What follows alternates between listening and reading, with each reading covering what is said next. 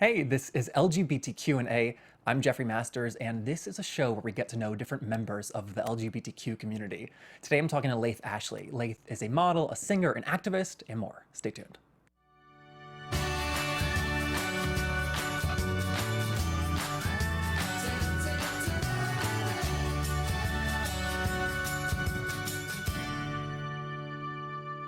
Hey To the Jeff, show. what's going on, Jeff? I'm happy to be here. Thank you for having me. Thank you. Yeah, I'm excited to talk.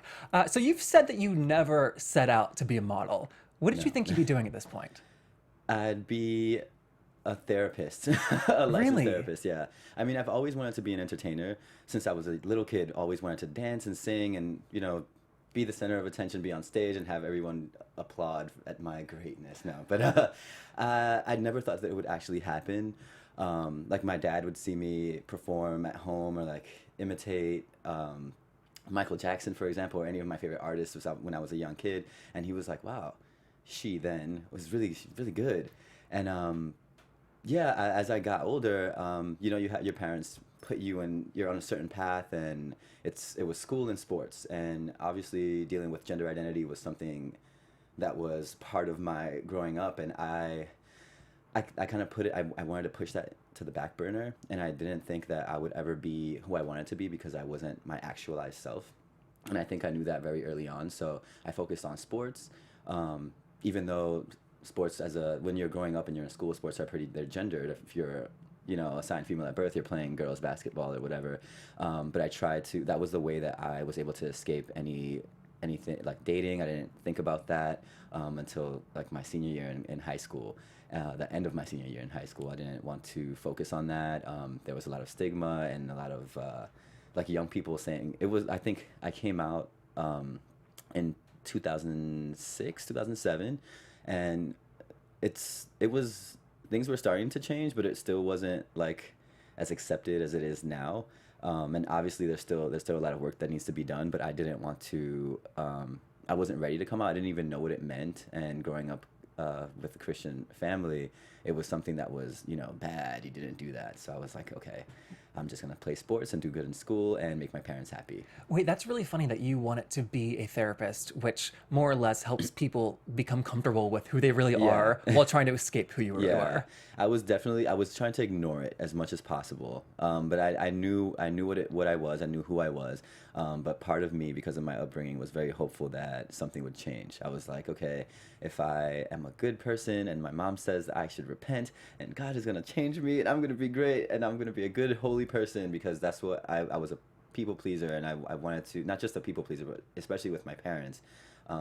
To me, they gave me so much and I love them so much, and they sacrificed so much for like me and my brother. I just wanted to make them happy and make them proud. And because being part of the LGBT community was something that was viewed as shameful and unacceptable, I didn't want them to see me as that. Wow. Yeah. It's been a couple of years. Have they become more accepting? Well, when I came out, I said gay. I didn't come out as lesbian because I never really identified with the term, even though from the outside looking in, that's what people would have said. But I was more so outed by an aunt who, she was a hoe growing up. I love you, auntie. But she was just like, okay, you're 17 years old. When I was in high school, I was bringing back all the boys. I'm like, where's your boyfriend? I'm like, oh, I don't do that. I'm playing basketball and going to school and studying. I'm focused on my studies. And she then questioned me about this person that I was going to see in Brooklyn when I lived in New York. And who's this girl that you're always seeing in Brooklyn? Every day you're going to Brooklyn. I'm like, a friend. And she told my mom. She was like, bitch, you lying. I know that's your girlfriend. Oh, that's so Yeah. funny. So she told my mom, and my mom, she lost it. She cried. She didn't know what to do. But she just, at the end of the day, she just wants me to be happy, and she wants me to be protected. I think that her religious views, that's something that comforts her. And it's not something that she pushes onto me too much. It's more so she just wants me to be happy. She wants me to be safe. And she wants to see me again in the afterlife. And that's what she thinks about. Oh, wow. Yeah. So when I came out as trans, and I told her that I was gonna begin my transition, I did it about a year before I started my actual medical transition. I told her, look, mom, I'm trans, and this is what's gonna happen. And she didn't believe me. And then once I started hormones and the changes started happening, she was just like, oh. shit. But it was hard for her at first, but it was all just an emotional thing. She never said that she wanted to kick me out of the house or she disowned me or anything like that. It was just it was a safety thing. It was a pride thing. She didn't want the family image to be tarnished, and it was the same thing with my father. But eventually, when she saw that trans people and LGBT people in general, like, I opened her up to that space, and we can be normal. We are normal. There's nothing, I mean, what is normal essentially? But we can live happy lives. We can, you know, have a 9-to-5 job that pays the bills and do whatever everyone else does. Yeah. So she came around. Oh, that's great to Yeah. hear. How soon in your transition did you begin modeling, or soon after? I started modeling before, like right before I started my Oh, hormones. really? Yeah. So I came out as trans, and then a friend of mine told me that they were casting, they were looking for trans masculine models for Barney's campaign in New York, and I was like, I don't know. I'm not sure if that's for me, but I ended up going to the casting, and they loved me, and I got the job. So Oh, that's that what- was your first job. That's a Yeah. massive Yeah, job. yeah. Who shot it too? The photographer. Bruce Weber. Yeah, he's legendary. Yeah, he's amazing. I'm like trying to reach out to him, like, hey, you should do an after. Like, I look completely different. Well, like the body does. Not Yeah. so much the face. That's an amazing Yeah. intro. Yeah. Yes, and I asked about the timeline in that because such a big part of the transition, although not all of it, but a big part is making physical changes. Right. And as a model, you're being critiqued on how you Yeah. look. So it was very difficult. One, I'm very critical, and especially of myself. So I never really thought of myself as attractive. I didn't think I was like super unattractive, but I didn't think that anyone would really care. But it was also because I didn't like what I looked like prior to transitioning. Once I started getting more comfortable with the changes that were happening, I was like, okay, I can do this. And obviously the critiques hurt, especially when you're just starting off, because you don't know what to expect. So initially I wanted to withdraw immediately, because I remember after that Barney's campaign, nothing really happened. It was still super early. The campaign came out in like February 2014, and I had just started my hormone replacement therapy at the end of that January. And so nothing had really happened yet. It was still very slow. And I was just going to work at Callan Lord. It's an LGBT center in New York, and I had my regular job, and it was, you know, just day to day, nothing. Later on in that year, after I had my top surgery, and I'll speak really frankly about it, it was like the most amazing thing ever, because I felt like a weight had been lifted. I can take my shirt off, and I felt like, wow, this is me. I'm finally here. And, you know, I felt more comfortable and Like a confident than ever. literal and figurative weight. Yes, exactly. So a photographer contacted me on Instagram and said, hey, I want to shoot you. His name is Nelson Castillo. And he shot me in this Calvin Klein underwear. This was actually my idea. He initially had me just on a bench, and he was doing like portraits, and I had like this white little Speedo like looking things in my bag. I'm like, these are very small, but I want to shoot in these. And he took the photos. He like edited them that same night, sent them to me, and me super excited. I posted them on my Instagram, and at the time I had like 600 followers. The next day I'm on a gossip site, and like my followers like increased to like 1,000 or something, and people, but it was very like a lot of the commentary was very negative. So I was just like, shit, I don't know what I'm gonna do right now, because the things they were saying was very hurtful. It was essentially, the guys, you're not the only ones that have to be careful with these like trannies. It's you women have to be careful too, because look at this guy, he's gonna fool you and blah blah blah, and spreading all this stuff. And I'm like, this is fucking bullshit. And I wanted to say something so bad, and I did initially. I was just like trying to clap back in the comments, but me against like 1,000 other people, it wasn't happening. So it was terrible. And I'm like, I wanted to delete my Instagram and just fuck this. This is not for me. And then Laverne Cox reposted one of the photos, and then I got all the positive folks that started coming around. And after that, I was contacted by Oxygen and NBC Universal to shoot Strut, where I met Aris, who you've interviewed before. I have. And as also yeah. your... Yeah, she's my girlfriend. Well, I met her there, and that's where that all amazing. happened. Yeah. Wow. So do you enjoy it? Modeling? Yes. Oh yeah. I've always liked being in front of the camera. I think that it's fun. Obviously, while I'm in front of the camera, I'm in my own head. But now that I've come into my own, I'll ask the photographer, hey, put some music on. Let's have some fun with this, because I hate just standing there and posing in silence. It's so boring. Put some music on. I'm gonna like move around and do whatever. And sometimes it gets a bit flamboyant, but I don't care. So You choose the photos you like. Yeah, I imagine though that like a fun shoot does not always translate to good shots, or does it? I think it does because Okay. it's just it's more you see more movement and I think if it depends on the photographer and what they're looking to shoot, but with any photographer that I've worked with, excuse me, so far, whenever it's there's more energy, there's more fun, and you have music going on, and I'm hanging off things, like those shots end up looking really good. Oh, awesome. Because I try to control my movements too and hold them so that they can get a clean shot and not just like some messy thing. Oh, wow. I guess I was thinking back Yeah. to like making films. Sometimes like the worst shoot ever, and you can cut it and edit it, and you're like, "Hey, this is awesome." This is awesome. Yeah, exactly. But same thing with photos. Photoshop, I'm telling you, it's a magical thing. That's the secret. Photoshop. Yes, You said that it's not real. No, nothing no, is real. no. You said that you did not think that you were attractive before you transitioned. Do you think I so didn't. now? I didn't think. I don't think I'm the most attractive person in the world. I think I have my flaws. I have days where I'm just like, oh, I look fucking ugly. But it's just. I think that's just normal. We all have that, and it usually happens when you start comparing yourself to other people who you find attractive too, and you don't see yourself the way other people see you. So you have to also remind yourself of that. But you have to learn. You just start loving yourself more and being more confident with who you are and what your purpose is in this world, and your purpose is what you want yourself to be, or who you want to be. So once I even now, there's no set answer, and nothing is black and white. Everything is a spectrum. Nothing is binary. I always try to push that, like, gender isn't binary, sexuality isn't binary, and the path to whatever you think it means to be successful isn't one path, and you have to be able to adapt to whatever changes happen in the world because everything is always changing. Yeah. Yeah. And I think that gives people a lot of freedom. Yeah, totally. And a lot of people think that it makes things more difficult, which it can, but it doesn't close you off. You put yourself in your own box. I'd break those walls down, girl. Like, do your thing.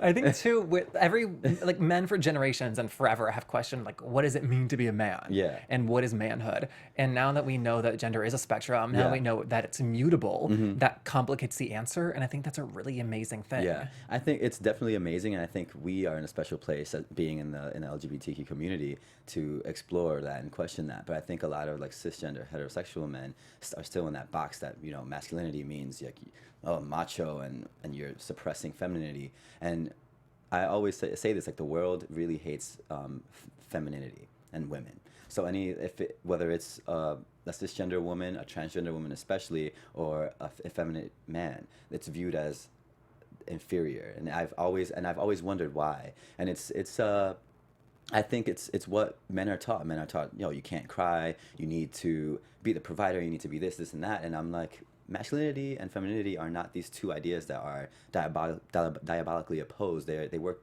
together. And to be a man doesn't mean always masculine, and to be a woman doesn't mean always feminine. It could, again, there's a spectrum. It doesn't matter. And there's so much freedom in that. And I think through my transition, I've discovered that, because I remember before I transitioned, I was never super macho or masculine. I'd never wanted to be the person that was overcompensating for anything. But then I was viewed as too masculine for a female. And then after I transitioned, I had some of my like male friends that would tell me, "Oh, you can't do or say that, or like that's kind of gay." And I'm like, "So, what's the problem?" Oh, and they're policing you in either way. Yeah, like, don't police the way I express myself. Don't police the way I dress. Like, you shouldn't be policing anyone for anything. And it's really interesting to see that. And I always tell them, I'm like, I'm so free.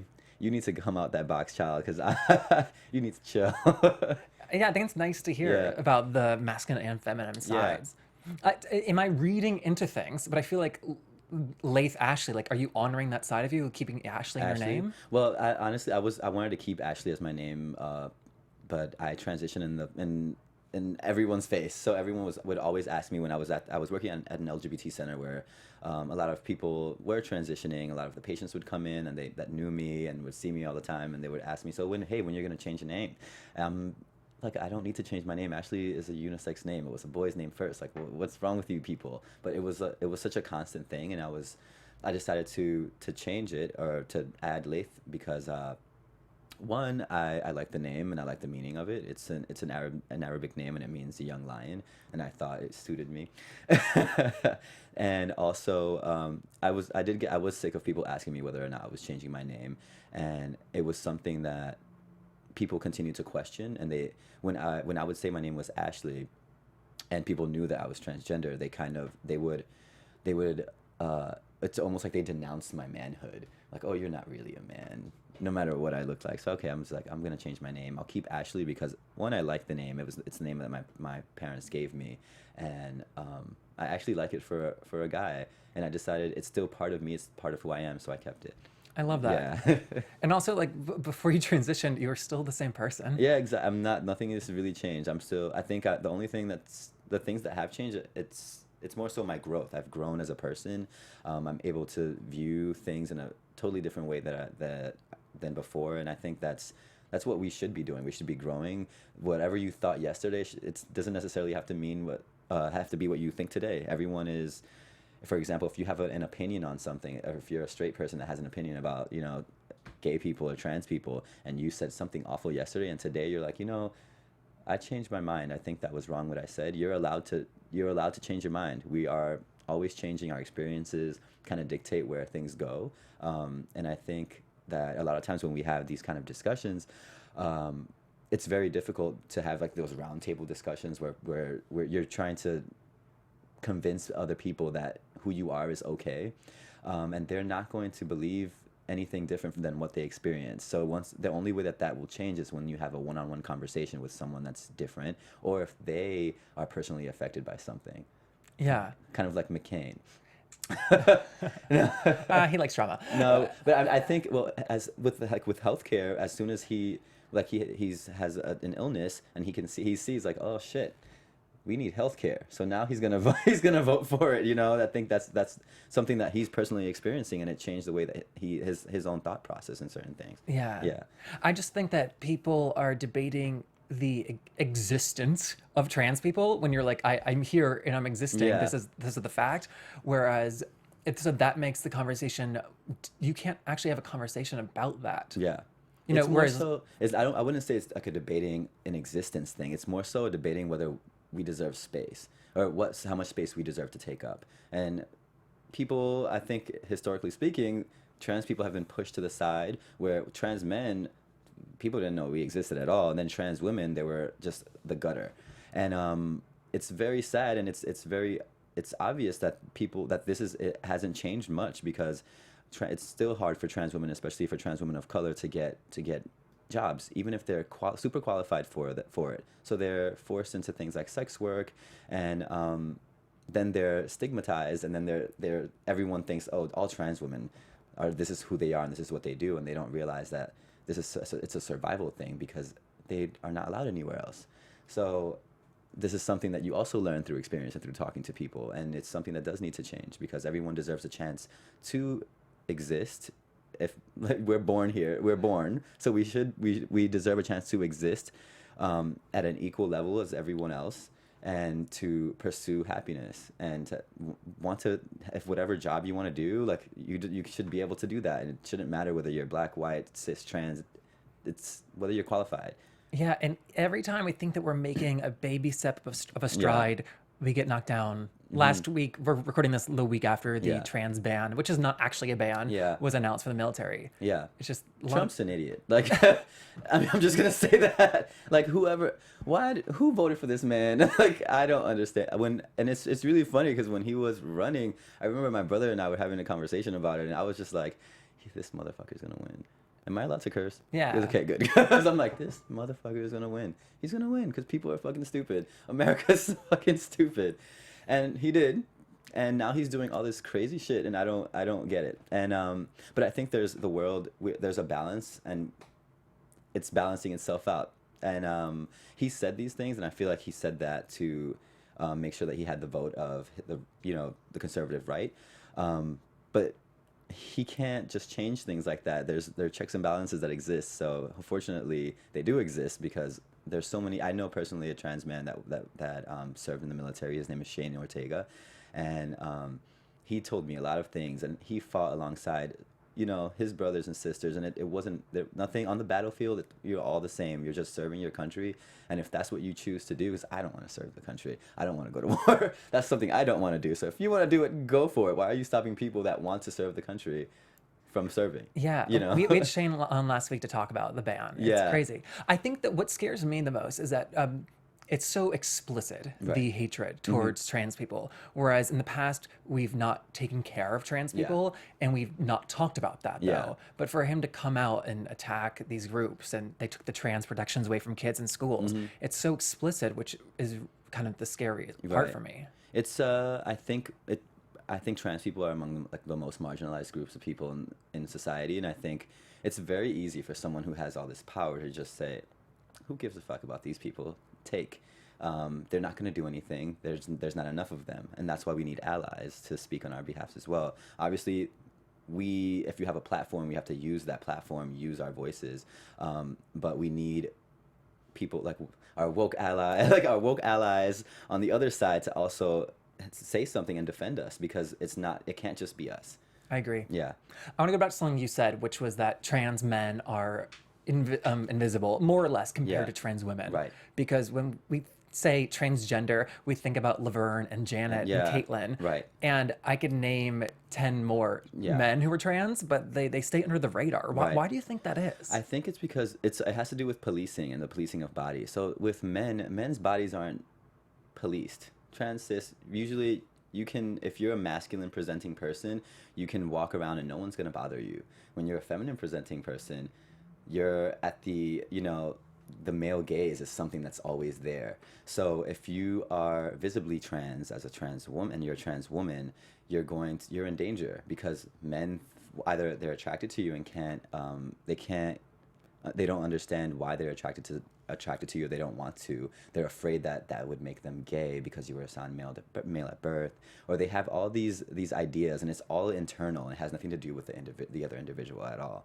And until men are the problem, I think, and until cis straight men especially, are able to stop being so fucking fragile, it's always going to be a problem, because it's not that big of a deal. There should be no shame in being attracted to a trans man or a trans woman, because there is no shame, and it's always this obsession with genitalia, and I'm like, who gives a damn? Do you want to fuck or not? It's gonna be great, trust me. No. You are dating a trans woman. Yes. Do people ask prying questions like that? Oh, absolutely. Really? First, a lot of people are under the misconception that gender and sexuality, they're one and the same. So they are confused, and they'll ask me shouldn't you be dating, why are you dating a trans woman? Shouldn't you be dating a real woman, quote unquote? And I'm like, a trans woman is a real woman. You are very confused. So they usually think that a trans man was a overly masculine lesbian that decided to transition, and a trans woman was the most flaming gay man ever and decided to jump the fence, and that's not the case. When I look at Aris, who's a trans woman, I see a woman, and that's what I'm attracted to. I'm attracted to women. I'm attracted to femininity. I actually identify as more so queer than I would never say I'm straight, because I'm part of this community, and I know too much. But yeah, they'll ask questions about what our intimate life is like. So they'll ask how do you have sex, or it's way too much. I'm like, that's not your business. Who cares? We have sex like a man and a woman have sex. It's just fascinating to me that these are questions that you wouldn't normally ask people, but people for some reason think that it's okay to ask a trans person that. It's because we're not viewed as normal. We're viewed as something that's other, so they view us as something that's a spectacle, or this thing that you can put on stage and laugh at, point at, ask all these questions and pry when we're human beings, and it's not appropriate. Obviously, one-on-one, I'm open to talk about anything, because we're in an intimate setting, it's fine. But if you're in a group and you're trying to bring understanding, it's a lot harder, because a lot of people they're not asking questions because they want to learn, or they want to spread a positive message. They're asking these questions because they either want to have some sort of fuel so they can throw back at the community later on. And if they're genuinely curious and it's that setting, I think, write it down and Google it when you get Yeah, home. yeah, you can do that as well. But I mean, there's always there's kind again, there's always a balance with everything, and I know that you can always Google information, but it's a little. I get that asking this someone that's the source is a little. It's you think that you're gonna get more.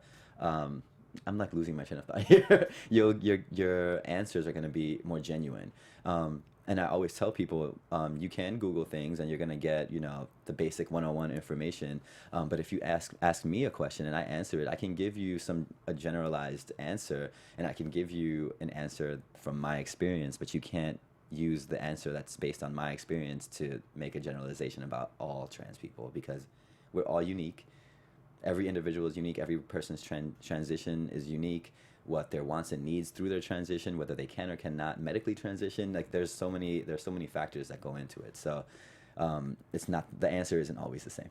Yeah, I think that's great to point out. Yeah. I also think that it's good to talk about trans people dating and having sex, because we now more or less know that it's not appropriate to ask about someone's genitals. Yeah. And I think that we've kind of over-sexualized trans people. I think that we Yeah. can enter a phase where we're under-sexualizing Yeah. them and think that like they don't have sexual desires, Right. you know? I mean, there's, I think, a lot of people, what they call the chasers, or people who are just super curious. They want that experience, but we're not just people that you are going to have an experience with and toss away. And I think, especially with trans women, there's this culture of, you'll have this experience, or you'll make a lot of the stories that I've heard from several of my trans friends, trans female friends, is that they'll date around, or they'll meet this guy and he was super, super nice, and they make them believe that they're all for it, and then they'll say, girl, you knew what this was. That's so disrespectful. It's like, if you have to make it known, like if this is not something that you're comfortable with for a long term, you can't do that. And it also makes a lot of the girls, trans girls, feel like they're not worthy of love. And I think that's also something that's kind of running rampant in the community in general, where LGBT people, because we're so marginalized and we're viewed as this inferior other, that we're not deserving of love. And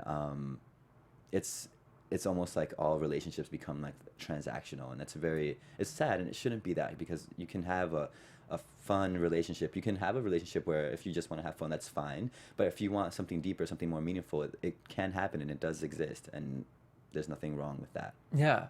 And there is such a dangerous stigma around dating trans women. Yeah. Do you experience that dating as a trans man, though? It's from my experience, it's a little different, and from having conversations with other, like my trans guy friends, I think that it's the whole how society views men and women. It's like kind of masculinity is viewed as superior. Men are viewed as the top of the totem pole type of thing. So for trans men, dating is, I personally, from my personal experience, I can only speak for myself, and also from conversations I've had, it's been a lot. It's a lot easier than it is for trans women.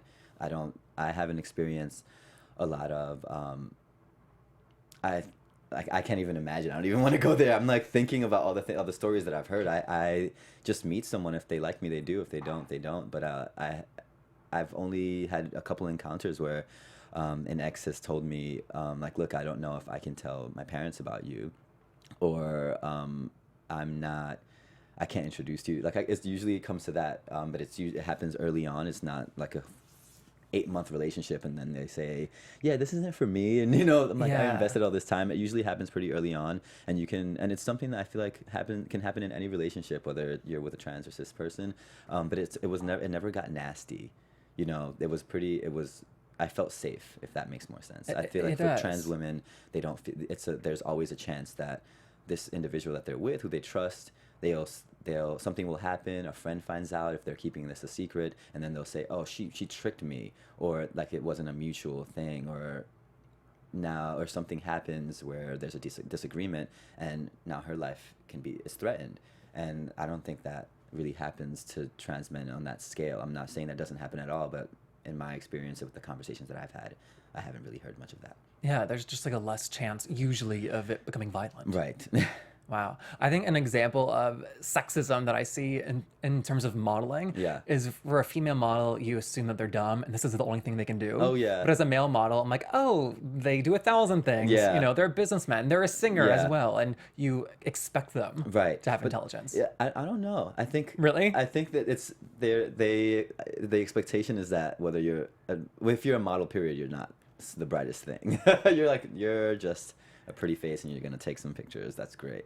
Do you see people that are surprised when they meet you? Sometimes, and I just say you don't know me at all. You didn't Google me or anything. Oh, I funny. started doing this later in life. I have a degree. I had to go to school, and I was a counselor for LGBT homeless youth.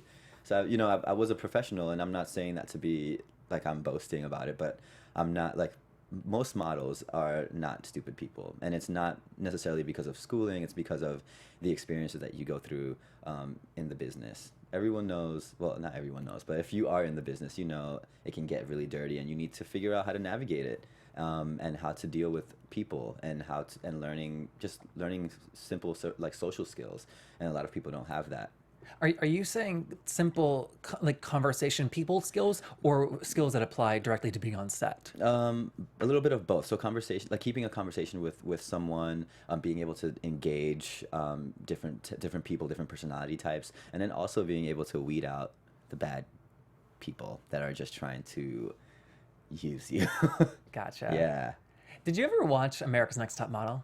I did. Okay, I've memories of Tyra talking about people and saying, you know, they're beautiful, they look like a model, but they do not know how to model. Right. They didn't know the verb. Yeah. What does that What does that mean? Like when you're in front of the camera, what are you doing? What are you thinking about?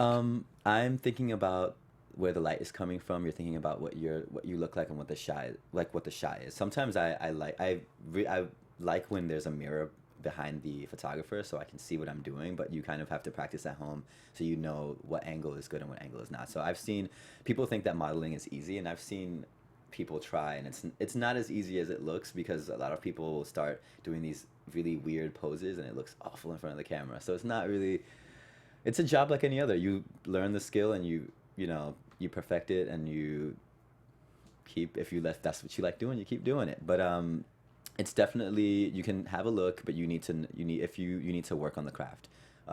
Like anything else, if you're a musician, you need to work on your voice or the instrument that you play. So if you're a model, you have a lot of models are in front of the mirror practicing their poses, seeing what angle works best, different lighting, working with things like that.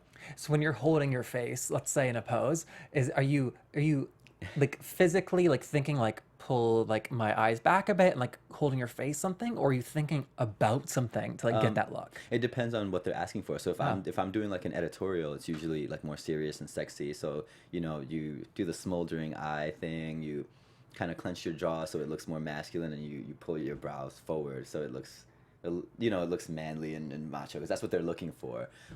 If it's something fun and it's more commercial, that's where you move a little more. You throw a smile out. It's cute. It's fun. So it depends on the job. That's fascinating. Yeah. You're in amazing shape. Do you feel? You're welcome. Is there pressure to maintain your physique? Absolutely, because I want to eat cake all the time. But I've learned that. I mean, they're just cravings. So, and I also, do I want to give up my physique for a piece of cake? Not really. I like the way I look. It makes me feel good. It's for me, but it's also because I know that if I'm called in for a job and I'm not prepared, I can't say, "Ooh, can you reschedule this shoot for next week?" Because I'm a little pudgy in the middle. That's not going to happen. So you have to show up and you have to be ready. Gotcha. I didn't know if there's more leeway for male bodies. It depends on what you're shooting. So for me, I'm not necessarily I would like to be a high fashion guy, but because of my height and my physical shape, I'm what you call a body boy. So a lot of my photos are in underwear or in swimwear. So I'm exposed. Oh, because of that reason. Yeah. Wait, are you too tall or too too short? short. You're too short? Yeah, for like normal, like usually fashion boys, they're getting skinnier and taller, so they're usually very thin and like 6'2" to 6'4". Oh, really? Yeah, That's not a big variable. I'm 5'10". I ask because you're not a short person. Yeah, I'm not super short, but for example, on a runway with these, I look tiny. At least in my head, I know I've seen video too. I'm like the guys are up here and then I'm like down there. I'm like, God damn it. Oh Yeah, man. but it's okay. I mean, there's room for. Always preach abundance, and it's something that I learned from Buck Angel too. It's like there's room for everyone and every look, and there's beauty in everyone. And I think that that's another thing that needs to be pushed in the modeling industry too, because they always go back to the status quo. They say like, oh, we're changing and we're more inclusive and diverse, but it's like for a season you put everyone that's different in a bag, you shake it up and you pick one. It's like today, all right, this time it's going to be the trans person. This time it's going to be the Asian person. Oh, we need a black person. Let's get that. And then everyone else is just the same. Right. Not to So- call it Barney's, but like they did like trans for that season. Exactly. Like, I wonder and how never often they've never done- again. Right. That's Yeah, interesting.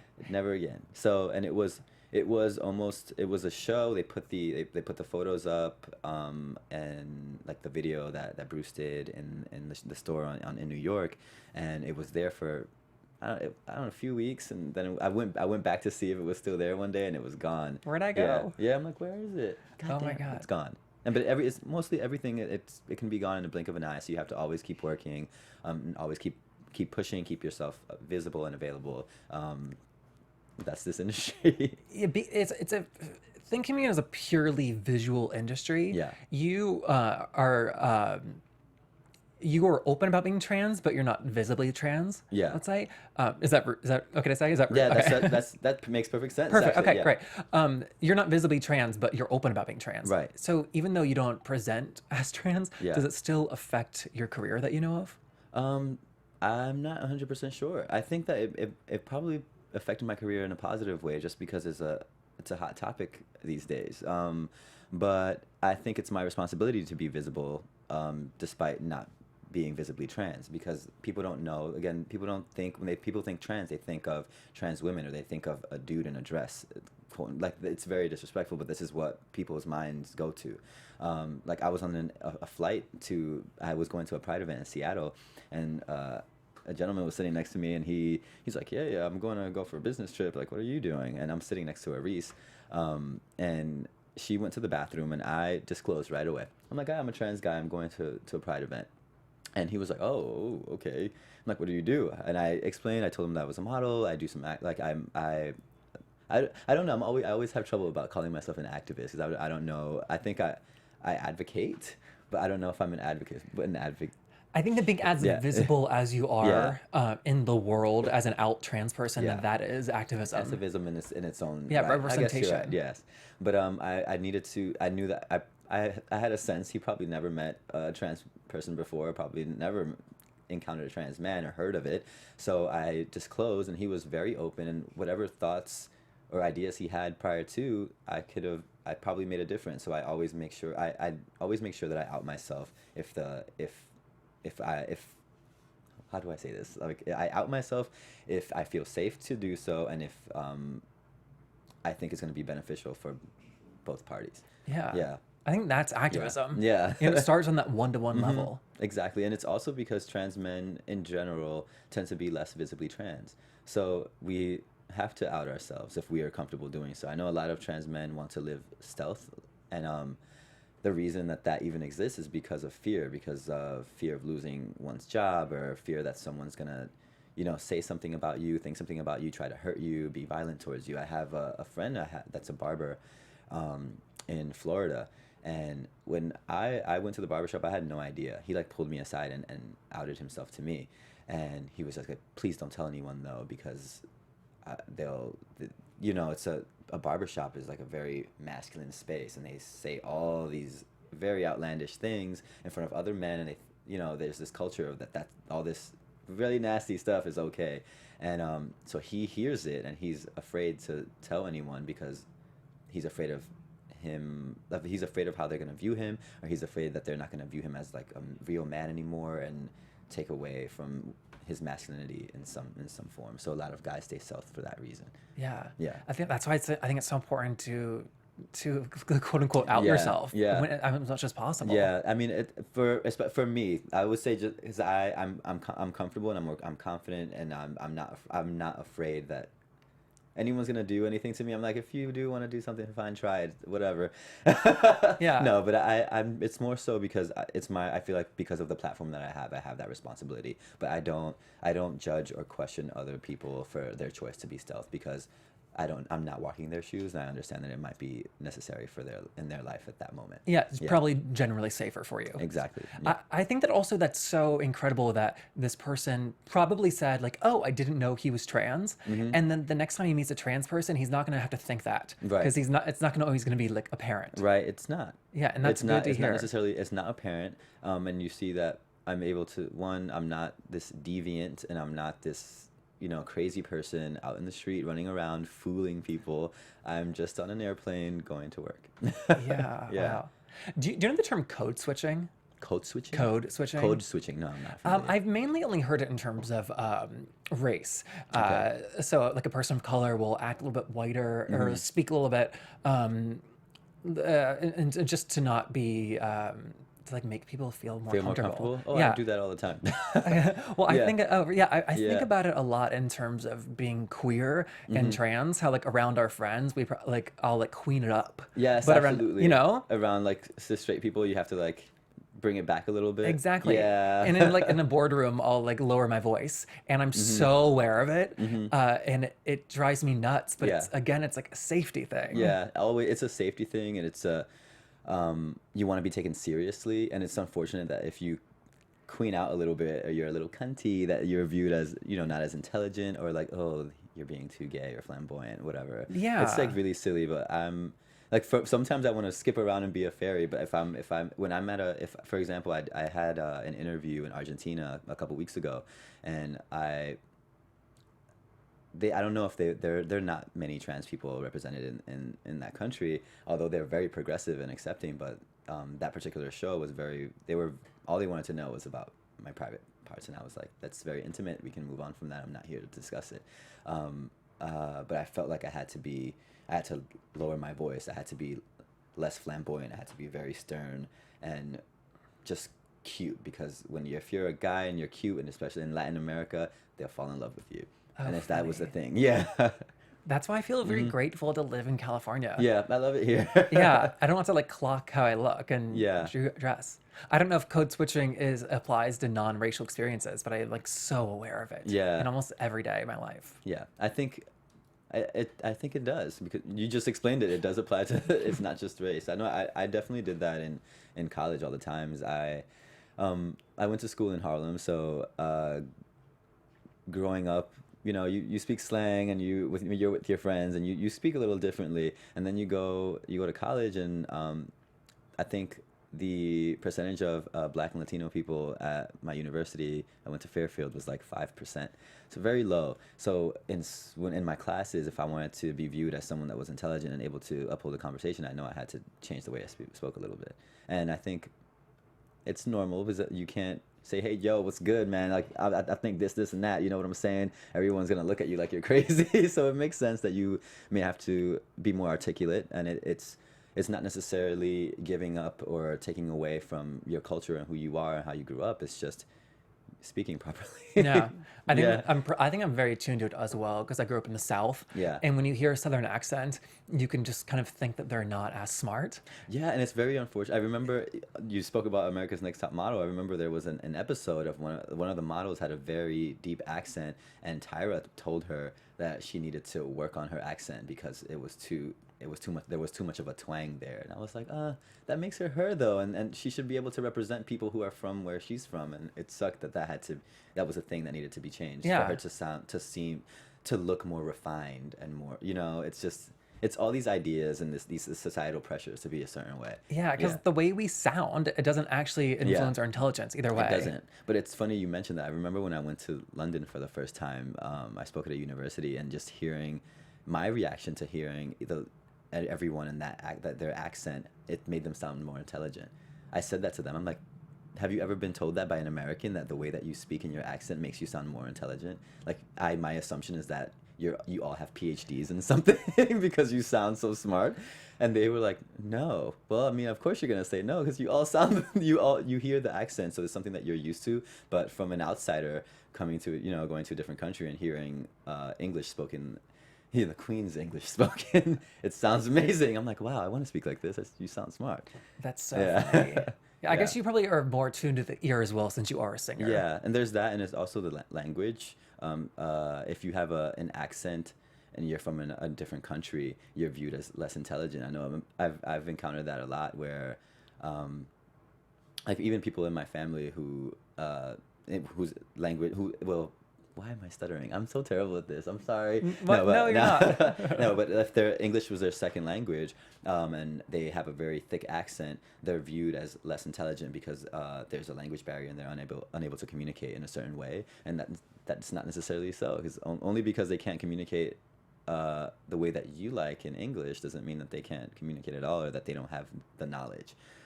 So it's something that I think people need to hear, because these assumptions need to be gotten rid of. I agree. So tell me, what is coming up for you? You released two songs this yes. summer. Are you Yes. going to be doing more music? Absolutely. I just moved to LA a couple months ago. I moved in with Therese, so we have our place together. And so I had to pause some of my projects, but now that I'm getting settled in, I'm gonna start that back up again. One of my best friends, his name is Kavion. He's my engineer, and he has a music studio in New York, and I'm really excited to go back to New York and work on some stuff. I've been writing. He's been writing as well, and he wants to feature me on one of his own songs, and he's fantastic. They're great people. I'm looking to shoot a music video for Can't Wait. There's some other things I don't know if I'm not at liberty to say yet, so let me have to think back. It's mostly that. It's music. I signed with Ford Models Los Angeles, so I'm here and I'm modeling here. So I'm looking forward to Fashion Week coming in the fall, and whatever work that's going to bring. That's Cool. What I can think of. That's pretty much it. I think that's very exciting stuff. We really appreciate you coming in and Yeah. talking. Thank you so much. Thank you for having me. Yeah, of course. Yeah. If people want to find out more about you, should we send them to your Instagram, which is very famous? Yeah, so my Instagram is that's what I use most. So Laith_Ashley on Instagram and Twitter. I just started tweeting a little more, and I want to interact with all my followers. So yeah, shoot me a freaking message. Let me know what you want to. Laith is consistently ranked one of the sexiest people on Instagram, so you guys can judge for yourselves on that. Go check out all my thought photos, and Yes. if you'd like, also my music is available on Spotify and iTunes. You can find it under Laith Ashley. I have 2 singles. The first is Can't Wait, and the second is Before You Go. Cool. Thank you Yes, again. thank you. Yeah. And if you want to recommend any future guests, you can tweet at me. That's the easiest way. Tweet from Jeff Masters 1. As well, if you want to leave us 5 stars and a comment on iTunes, leaving a comment is really helpful and helps people find us. So we'll say thank you for doing that already. All right. We'll see you next week. Goodbye. That was awesome. Thank you. Executive producers Maria Menounos, Kevin Undergaro, Phil Svitek, and the entire AfterBuzz TV staff. We would like to thank you for listening to the AfterBuzz TV network. To watch or listen to other after shows and post comments or questions, be sure to visit AfterBuzzTV.com. I'm Sir Richard Wentworth, and this has been a presentation of AfterBuzz TV. Should we take a quick pic for social media? Views expressed herein are those of the host only, and do not necessarily reflect the Stomping to the rain.